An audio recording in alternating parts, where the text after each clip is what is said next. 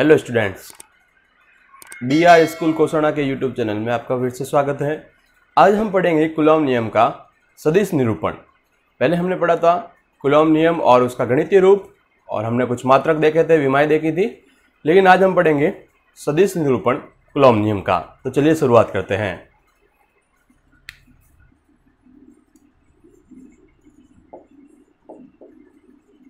Coulomb नियम का सदिश निरूपण।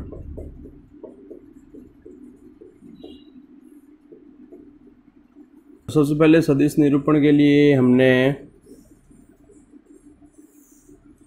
ले लिए हैं तीन अक्ष, x, y एंड z। ठीक है, अब हम यहाँ पे ले लेते हैं मूल बिंदु यानी कि O। यहाँ पर मैंने एक आवेश लिया है Q1। एक आवेश हमने क्या ले लिया? Q1। ये स्थिर बिंदु आवेश है। एक आवेश ले लिया Q2। एक आवेश क्या ले लिया? Q2। इसको यहाँ से मिला देते हैं, यहाँ से मिला देते हैं, तो ये हो जाएगा R1 वेक्टर स्थिति सदिश। इसको यहाँ से मिलाते हैं तो ये हो गया R2 वेक्टर स्थिति सदिश। Q1 का स्थिति सदिश R1 वेक्टर, Q2 का स्थिति सदिश R2 वेक्टर, और इसको यहाँ से मिलाते हैं। ठीक है, मैं यहाँ पर नाम दे देता हूँ A और B। A बिंदु पर Q1 है और B बिंदु पर Q2 है। ठीक है, तो अब हम क्या निकालेंगे? कूलॉम के नियम से बल निकालेंगे, जो कि आकर्षण या प्रतिकर्षण बल हो सकता है, और ज्ञात करेंगे किस रूप में? सदिश रूप में। तो चलिए शुरुआत करते हैं। तो सबसे पहले आप देखिएगा कि R1 वेक्टर और R2 वेक्टर क्या है? स्थिति सदिश है Q1 और Q2 का। तो हम सबसे पहले क्या लिखेंगे? दो स्थिर बिंदु आवेश, दो स्थिर बिंदु आवेश Q1 व Q2 है। Q1 का स्थिति सदिश क्या है? Q1 का स्थिति सदिश होता है, ये क्या है? R1 vector. Q2 का स्थिति सदिश क्या है? स्थिति सदिश क्या है? R2 vector. अब हम लिखेंगे F21 वेक्टर, F21 वेक्टर। अब F21 वेक्टर का मतलब क्या है? तो F21 वेक्टर लिखा तो यहाँ लिखेंगे Q2 पर आवेश जो है Q2 पर Q1 के कारण लगा बल, Q1 के कारण लगा बल। ठीक है, बात आ गई आपको समझ में कि F21 क्या है? Q2 पर Q1 के कारण लगा बल है। मतलब अगर मैं इस डायग्राम में देखूं तो यहाँ पर इस प्रकार से ये जो बल होगा वो होगा F21 वेक्टर, और ये जो बल होगा वो होगा F12 वेक्टर। यानी कि Q1 के कारण जो Q2 पे बल लग रहा है वो हो गया F21 वेक्टर, और Q2 के कारण Q1 पर जो बल लग रहा है हो गया F12 वेक्टर। ठीक है, अब कूलॉम के नियम अनुसार, यहाँ लिख देता हूँ ऊपर में, कूलॉम के नियम अनुसार, कूलॉम के नियम अनुसार तो F21 वेक्टर हो जाएगा के Q1 Q2 अपॉन, नीचे क्या होती है? दूरी होती है, दूरी। तो दूरी में हम क्या लिखेंगे? Mod R21 vector, mod R21 vector. कैसे लिखेंगे? ये क्यों लिखा मॉड? क्योंकि जब भी हम परिमाण सदिश में परिमाण ज्ञात करते हैं, लंबाई ज्ञात करते हैं, दूरी ज्ञात करते हैं, तो वहाँ मॉड लगता है। याद रखिएगा, 11th क्लास में सदिश में आपने पढ़ा होगा। तो यहाँ दूरी होती है, हमने सूत्र में पढ़ा ना, के Q1 Q2 upon R square. तो R का मतलब क्या होती है? दूरी होती है। तो दूरी यहाँ पर क्या हो जाएगी? R21 वेक्टर है, और मॉड लगाया, और साथ में क्या लगा देंगे? स्क्वायर। तो ये तो हमने यहाँ लिखा, लेकिन अभी तक इसकी दिशा प्रदर्शित नहीं हुए हैं। तो दिशा प्रदर्शित करने के लिए हमेशा हम क्या करते हैं? एकांक सदिश लगाते हैं। क्या लगाते हैं? एकांक सदिश। तो यहाँ एकांक सदिश क्या लगाएंगे? R21 cap. R21 cap. तो हम इसको लिख सकते हैं, क्या लिख सकते हैं, F21 vector is equal to K Q1 Q2, K Q1 Q2 upon, इसको मैं लिख सकता हूँ R2 vector minus R1 vector ये स्क्वायर, और कैप वाले को हमने लिख दिया, इसको हम क्या लिख सकते हैं, यूँ लिख सकते हैं R21 vector upon mod R21 vector. यहाँ मैं लिख देता हूँ, कैसा लिखा मैंने कि जो ए कैप होता है उसको हम लिखते हैं ए वेक्टर अपॉन मॉड ए। 11th क्लास में फिजिक्स में पढ़ा होगा, नहीं तो 12th क्लास में आप वेक्टर मैथ्स के अंदर भी पढ़ेंगे, चैप्टर है सदिश, उसके अंदर भी आप डीपली वापस पढ़ेंगे जो आपने फिजिक्स में पढ़ रखा है। और R21 वेक्टर को कैसे लिखा जाता है, इस प्रकार से R2 vector minus R1 vector, और R12 वेक्टर को हम कैसे लिखेंगे, R1 vector minus R2 vector. समझ में आ गया आपको। अब हम आगे लिखते हैं, इसको किस प्रकार से लिख सकते हैं, F21 vector is equal to K Q1 Q2 upon mod R2 vector minus R1 vector ये स्क्वायर, और इसको हम क्या लिख सकते हैं, R2 vector minus R1 vector upon mod R2 vector minus R1 vector.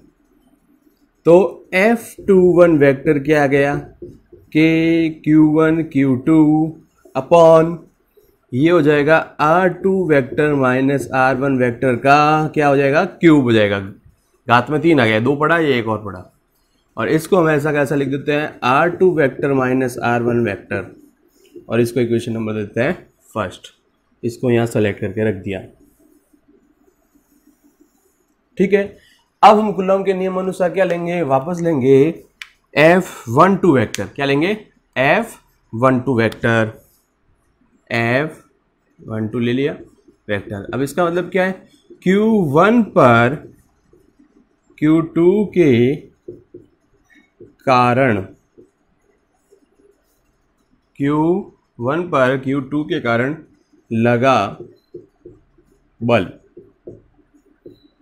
तो ये क्या हो जाएगा, F12 vector is equal to K Q1 Q2 upon mod R12 vector का स्क्वायर। ये देखिए 2 1 था तो 2 1 लिखा है, यहाँ 1 2 है तो यहाँ 1 2 लिख देंगे, और यहाँ क्या लिख देंगे 1 2 का कैप, ठीक है।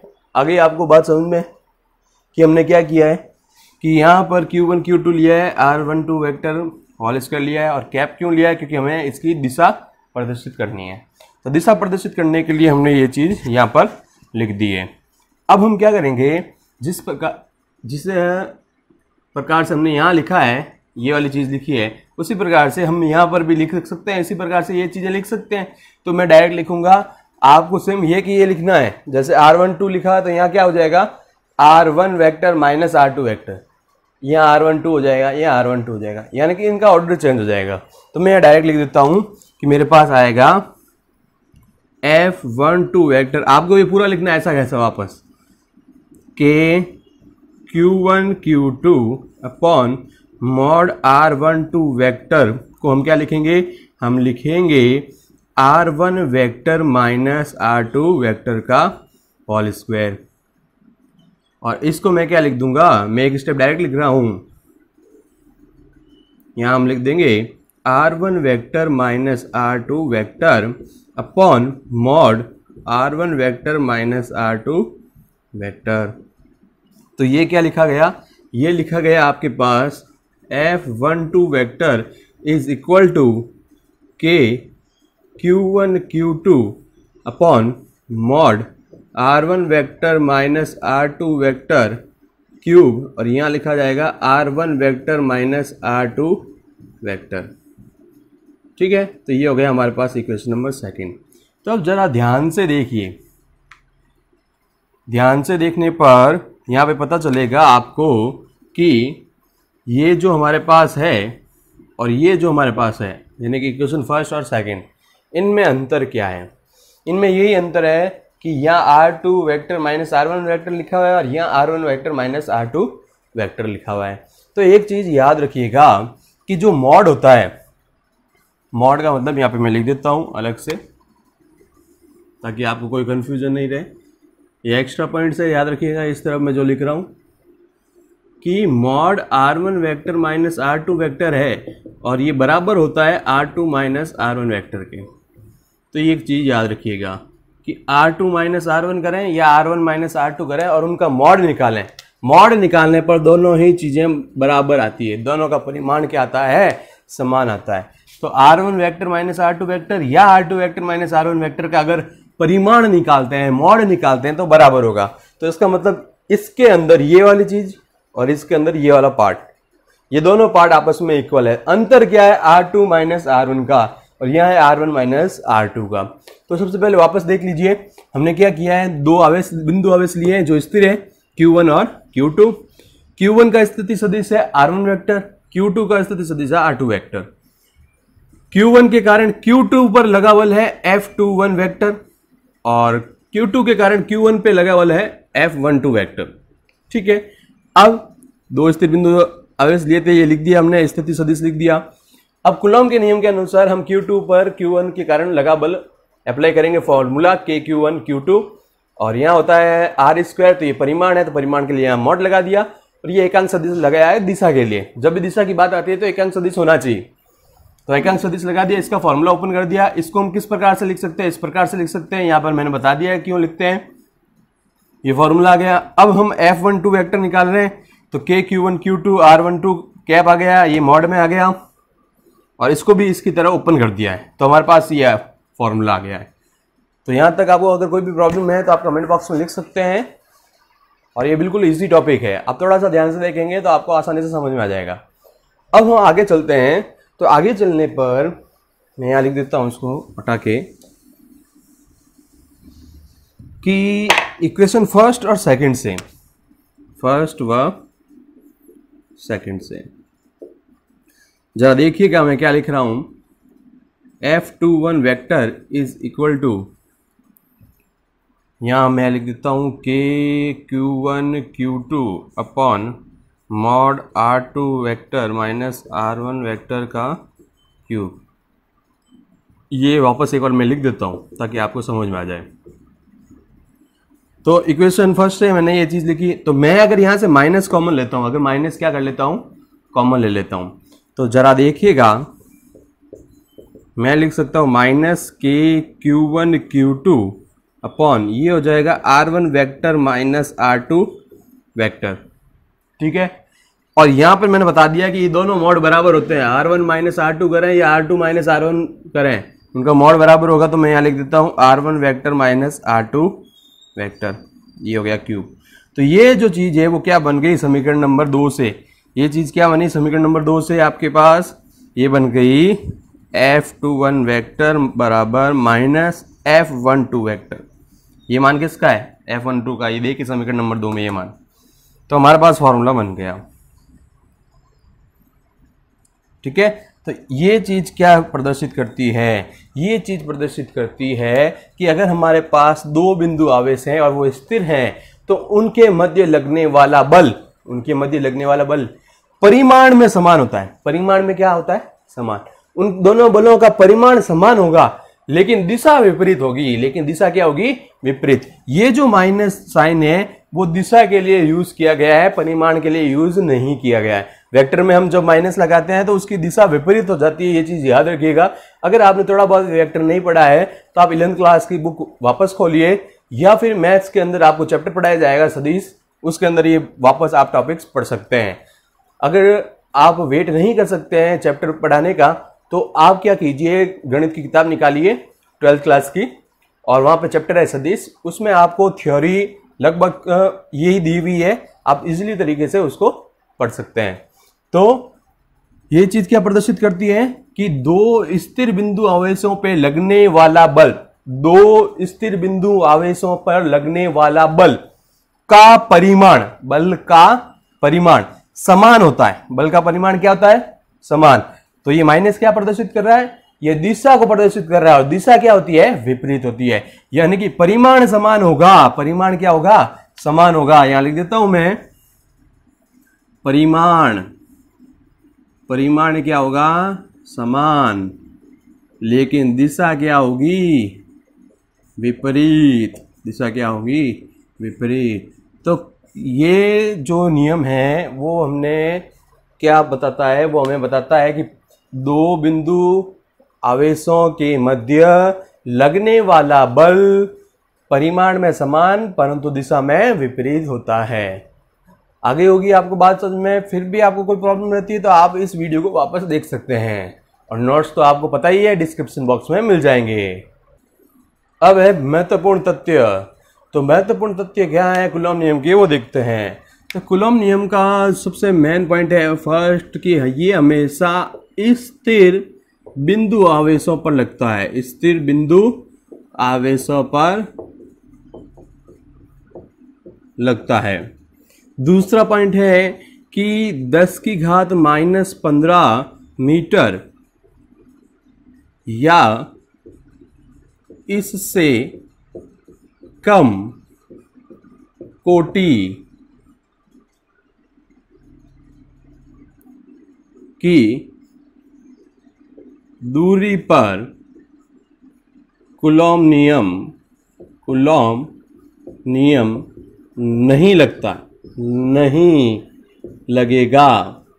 स्थिर बिंदु आवेशों पर ही लगता है। क्यों लगता है? क्योंकि अगर गतिशील बिंदु हुआ, क्या हुआ? गतिशील बिंदु, तो गतिशील बिंदु आवेश होगा। गतिशील बिंदु आवेश होगा तो क्या होगा? पहले भी पढ़ा है, चुंबकीय क्षेत्र उत्पन्न होगा। क्या होगा? चुंबकीय क्षेत्र। विद्युत क्षेत्र के साथ साथ क्या उत्पन्न हो जाएगा? चुंबकीय क्षेत्र। इसलिए स्थिर बिंदु आवेशों पर ही कूलॉम का नियम यूज किया जाता है। फिर दूसरा पॉइंट हमने क्या देखा कि 10 की घात -15 मीटर या इससे कम कोटि की दूरियों पर कूलॉम का नियम नहीं लगता है। क्यों नहीं लगता है? क्योंकि उस वक्त नाभिकीय बल उपस्थित रहता है। क्या रहता है? उपस्थित रहता है। ये चीज आप याद रखिएगा। फिर है हमारे पास कि ये व्युत्क्रम वर्ग का नियम पालन करता है। व्युत्क्रम वर्ग का नियम का पालन करता है। फिर चौथा है हमारे पास कि यहां पर अध्यारोपण का सिद्धांत लगाया जा सकता है। अध्यारोपण का सिद्धांत लगाया जा सकता है। अब इसका मतलब क्या है? ये तो एक साइड पॉइंट है कि अध्यारोपण का सिद्धांत लगाया जा सकता है। मेन पॉइंट क्या है वो देखते हैं कि अगर दो बिंदु हैं हमारे पास, दो बिंदु आवेश हैं, जैसे मैंने यहां लिख दिया Q1 और Q2, तो मान लो कि Q2 पर F21 वेक्टर लगा रहा है, फोर्स बल लगा रहा है, और इसके आसपास और भी आवेश पड़े हैं जैसे Q3 है, Q4 है, ये आवेश पड़े हैं। तो इन आवेशों के कारण इस बल पर कोई भी असर नहीं पड़ेगा, कोई भी प्रभाव नहीं पड़ेगा। यानी कि हमेशा दो आवेशों के मध्य लगने वाले बल पर, अन्य आवेशों का कोई प्रभाव नहीं पड़ता है। अन्य आवेशों के बलों का कोई प्रभाव नहीं पड़ेगा। इस कारण हम अध्यारोपण का सिद्धांत लगा सकते हैं। अगर प्रभाव पड़ता तो हम अध्यारोपण का सिद्धांत नहीं लगा सकते। ये चीज आप याद रखिएगा। तो ये एक संरक्षी बल भी है। आप ये भी पॉइंट याद रखिएगा कि कूलॉम का नियम क्या है कि संरक्षी बल, कूलॉम बल के लिए संरक्षी बल है। ये द्रव्यमान पर निर्भर नहीं करता है, द्रव्यमान पर निर्भर नहीं करता है, ये आवेश पर निर्भर करता है, निर्भर नहीं। तो ये आपके पास कुछ पॉइंट्स हैं जो आपको इसमें से ये पॉइंट इंपॉर्टेंट है, फर्स्ट, सेकंड और थर्ड फोर्थ, ये चारों पॉइंट इंपॉर्टेंट है। तो आप अध्यारोपण का सिद्धांत लगाया जा सकता है। इसकी जगह आप भाषा में क्या लिखेंगे? आप भाषा में लिखेंगे कि किन्हीं दो आवेशों के मध्य लगने वाला बल अन्य आवेशों के कारण प्रभावित नहीं होता है। ये चीज आपको इस फोर्थ पॉइंट में लिखनी है। तो आपको कोई भी समस्या होती है आप कमेंट बॉक्स में जरूर लिखें। नोट्स आप डिस्क्रिप्शन बॉक्स में देख सकते हैं, वहां से डाउनलोड कर सकते हैं। और रेगुलर आप इस क्लास को अटेंड कीजिए, आपको प्रतिदिन एक वीडियो मिलेगा। तो इस चैनल को सब्सक्राइब करें, ये वीडियो ज़्यादा से ज़्यादा शेयर करें और बने रहें वी आर कोसाना स्कूल के यूट्यूब चैनल पर। Thanks for watching.